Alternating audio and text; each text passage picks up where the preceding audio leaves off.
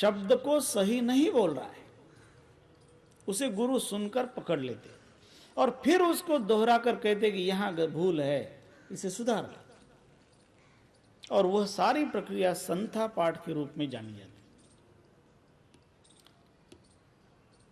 तो गुरु उस भूल को पकड़कर सुधारने के लिए ही खास शिष्य को शब्द प्रदान करते हैं। और जब तक यह संशोधन न हो तब तक आदमी भूल में पड़ा रहता है। इसलिए सद्गुरु सुधारक हैं।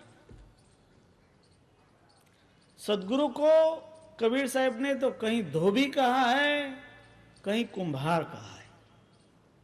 ये सद्गुरु कुंभार है, कहीं कहा सद्गुरु धोबी है, बराबर है।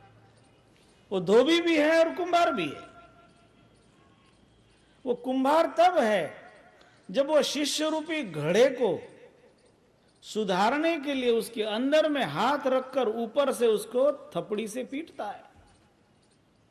गुरु कुंभार शिष्य कुंभ है, घड़ी घड़ी काढ़े खोट, अंतर हाथ सहार दे, बाहर मारे चोट। वो चोट है लेकिन बाहर से, उनके हृदय में नहीं है। उनके हृदय में तो शिष्य का किस तरह से भला हो, इसकी भावना है। गुरु धोबी शिष्य कापड़ा, साबुन सिरजनहार, सुरत शिला पर धोइए, निकसे ज्योति अपार। गुरु धोबी है, शिष्य रूपी कपड़े को धोते हैं और वो धोकर उसको निर्मल बनाते हैं, उसमें लगे हुए दाग छुड़ाते हैं, उसकी जो कमियां हैं वो दूर करते हैं। यदि वो बेरंगा हुआ है तो उसको रंगते हैं। इसीलिए कबीर साहब ने बहुत बार गुरु को रंगरेज कहा है। कौन रंगरेजवा रंगल मोरी चुनरी, उसको रंगरेज कहा है। सदगुरु पिया मेरी रंग दे चुनरिया। कबीर साहब के तो बहुत से शब्द इस बात को व्यक्त करते हैं। तो ये देह रूपी चुंदरी है, ये शिष्य का देह है, ये देह रूपी घट है, ये देह रूपी वस्त्र है। इसको सुधारने संभालने का कार्य सद्गुरु करते हैं। इसलिए सद्गुरु के द्वारा दिया हुआ शब्द महत्वपूर्ण होता है, क्योंकि वो जिस शब्द का प्रयोग करते हैं वो शब्द साबुन है, वही मैल छुड़ा देता है और बड़ा गहरे ताकत वाला शब्द है। इसलिए जब सद्गुरु के वचनों पर विश्वास होता है और वो विश्वास ऐसा दृढ़ विश्वास, गुरुमुख बानी ऊचरे, शिष्य साच करिमान, यही विधि फंदा छूटी है और युक्ति नहीं आन। दूसरा कोई उपाय नहीं है। विततास्यो महाकाल संसार वन केशरी, तद्धंत्री सद्गुरोर्नाम नोपायांतरमस्ति। कोई दूसरा उपाय ही नहीं, एकमात्र उपाय यदि कोई है वो है सद्गुरु के द्वारा दिया हुआ, चार्ज किया हुआ नाम। इसलिए गुरु के द्वारा बताया हुआ जो मंत्र है वह मंत्र महत्वपूर्ण होता है। सुभाषित रत्न भंडार में एक बड़ा सुंदर श्लोक है। कहते हैं, अमंत्रम अक्षरम नास्ति, नास्ति मूलम अनौषधम, अयोग्यः पुरुषः नास्ति, योजकस्तत्र दुर्लभ। कोई शब्द ऐसा नहीं है जो मंत्र में प्रयोग न किया जा सकता हो, कोई वर्ण ऐसा नहीं है जो मंत्र में प्रयुक्त किया जा न सके। किसी पेड़ की जड़ ऐसी नहीं है जो कहीं न कहीं दवा के रूप में काम न आ सके। वो कहीं न कहीं काम आएगी दवा के रूप में। और कोई आदमी ऐसा नहीं होता है, कोई इंसान ऐसा नहीं होता है जो बिल्कुल बेकार हो। हर आदमी कहीं न कहीं उपयोगी हो सकता है। फर्क इतना है, योजकस तत्र दुर्लभः, उसको किस काम में लगाना इसकी जानकारी रखने वाला, कौन सा शब्द कहां प्रयोग करने से वह मंत्र बन जाता है, कौन सी जड़ किस रोग में देने से दवा करती है, और कौन सा व्यक्ति किस काम को कर सकता है, इसको समझकर उसका व्यवस्थित उपयोग करने वाला उपयोक्ता, योजक, वह दुर्लभ होता है। वस्तु तो सुलभ है, लेकिन उस वस्तु का उपयोग कैसे करें। आजकल कंप्यूटर के चिप्स आते हैं, फोन में चिप्स आते हैं। वो चिप्स जिसके द्वारा बनते हैं वह मिट्टी दक्षिण अफ्रीका में निकलती है। अफ्रीका के एकदम गरीब देश में वो मिट्टी निकलती है जिससे वो चिप्स बनते हैं। वहां लोगों को पता नहीं है, वो मिट्टी वहां पर लगभग 80 रुपया किलो के भाव से बिक रही, और उस मिट्टी से बने हुए चिप्स 5 लाख रुपया किलो के भाव से चल रहे। वही मिट्टी, जो मिट्टी 80 रुपया किलो है, वहां जहां से खुदवाते हैं उसको लोग लेते हैं, तो उसको 80 रुपया पेमेंट करते हैं किलो का, और बाद में उसको प्रोसेस करते हैं, उससे चिप्स बनाते हैं। और वे जो माइक्रोचिप्स हैं, वे माइक्रोचिप्स टेलीफोन में, आपके वीडियो साधनों में, आपके कंप्यूटर में सब प्रयोग हो रहे हैं, और वहां पर पहुंचने के पश्चात वो 5 लाख रुपया किलो का भाव हो जाता है।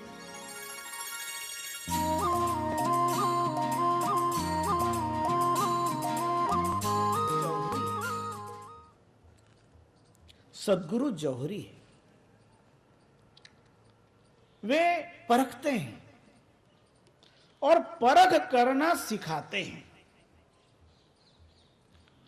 वे जानते हैं, उनके पास जो ज्ञान है वो ज्ञान औरों को बांटते हैं।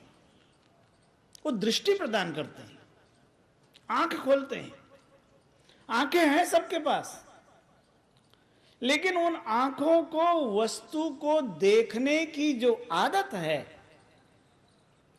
उस आदत को सही दिशा निर्देश देने का कार्य सद्गुरु करते हैं। एक बनी हुई घटना है। मुंबई में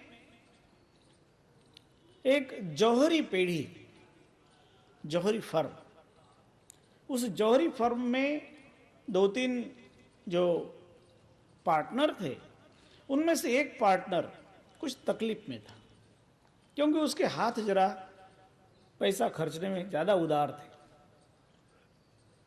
और जो आदमी आमदनी कम हो, चवन्नी आमदनी हो, रुपया खर्च करता हो, तो परिणाम तो यही होगा कि धीरे धीरे धीरे उसकी पूंजी खलास हो जाएगी।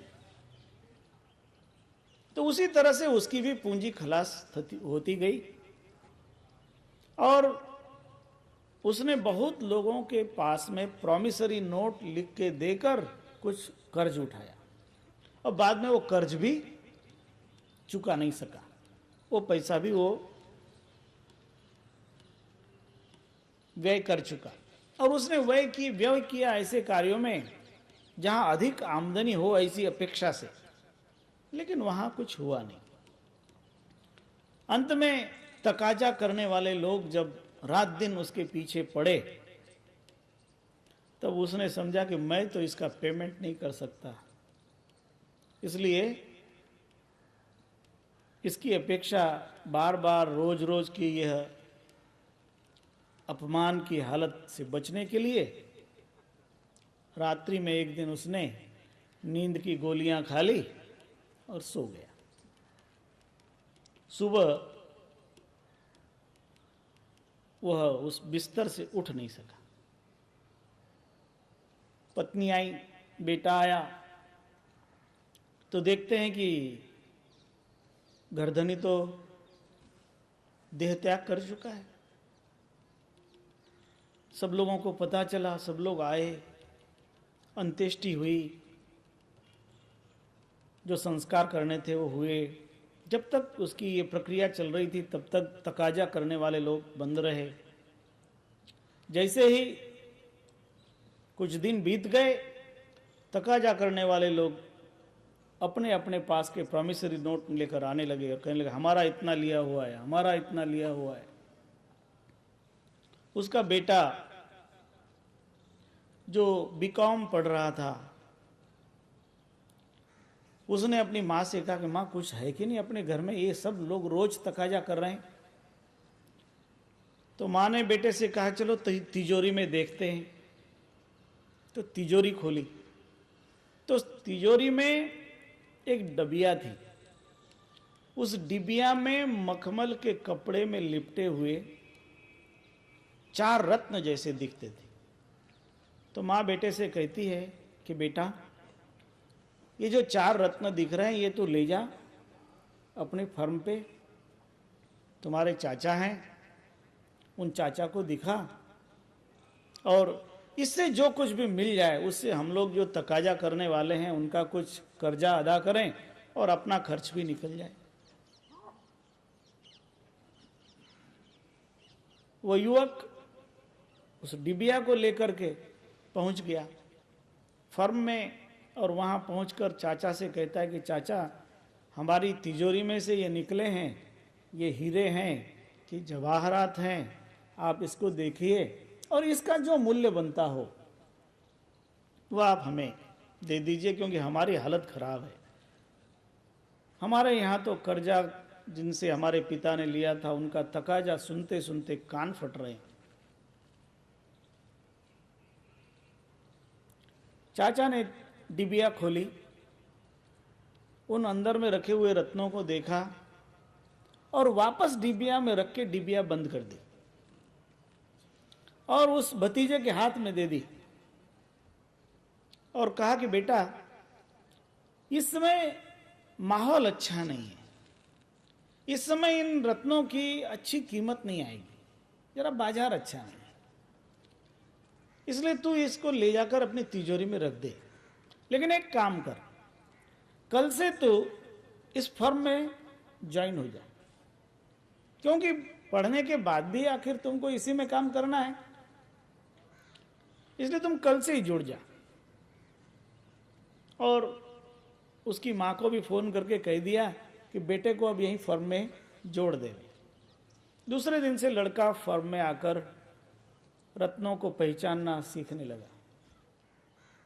चाचा ने उसको भली भांति रत्नों की परख कराई कि कौन सा हीरा है, कौन सा मणि है, अलग अलग रत्नों की पहचान, प्रवाल कौन सा है, पांचू कौन सा, अलग अलग जो रत्न होते हैं उनकी पहचान सिखाई। और जब लड़का एकदम परखने में बिल्कुल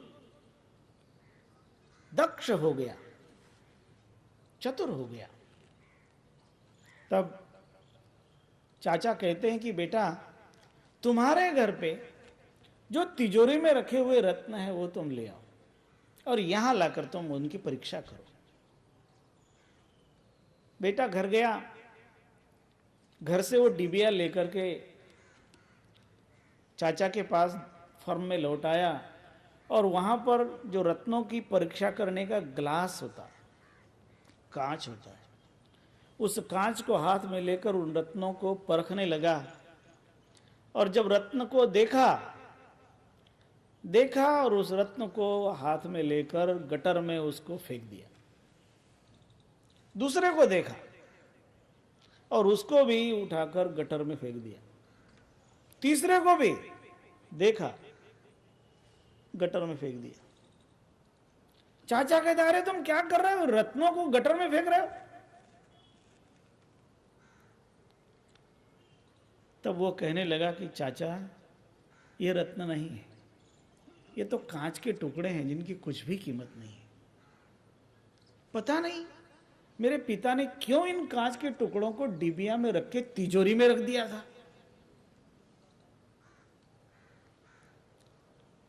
इन कांच के टुकड़ों की कोई कीमत नहीं है चाचा जी।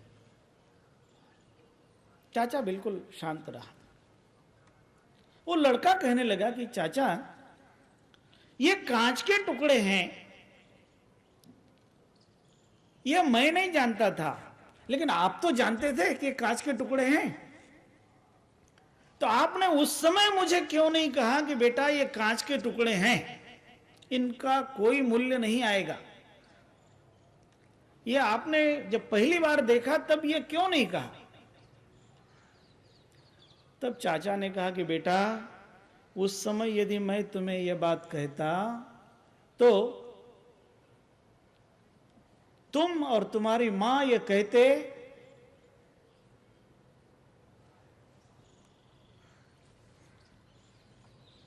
कि देखो जब आफत आती है तो जो अपने होते हैं ना वही बैरी हो जाते हैं। हमारे रत्नों को